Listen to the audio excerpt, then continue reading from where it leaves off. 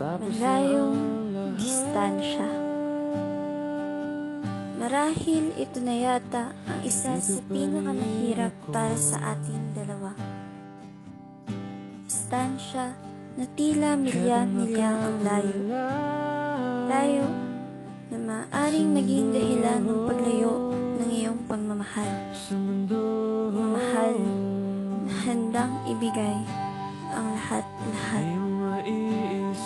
Mahal, kaunting panahon na lamang.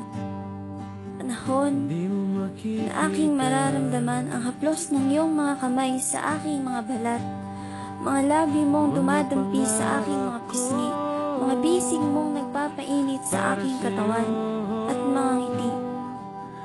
Ngiti sa iyong mga labi na nagsasabing ikaw lamang ang nagpasaya sa akin ng ganito. Mahal, natatakot ako na baka isang araw sa aking pagkising hindi na ako ang mahal mo. Sa araw-araw na away at bangayan, natatakot ako na baka ika'y magsawa at makahanap ng iba na alam mong mas higit sa akin. Mahal, natatakot ako. Ngunit sa aking paglayo, hahawakan ko ang mga kataga mo. Mahal na mahal kita. Hahawakan ko lahat ng mga alaalang nakatatag sa ating dalawa. Susugal ako. Lalaban ako. Lalaban ka.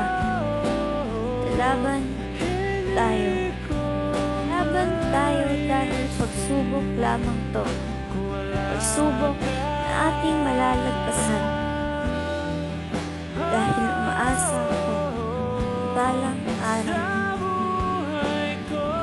araw pagtatagpuin muli ang mga puso nating pinaglayo.